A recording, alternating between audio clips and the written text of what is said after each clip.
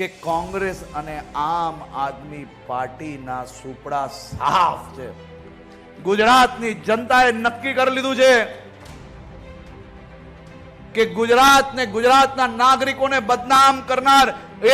એક લોકોનો અમે હિસાબ કરશો, અને એવો હિસાબ કરશો કે ભવિષ્યમાં ચૂંટણી લડવાનું નામ ના લે ને એવો હિસાબ કરશો.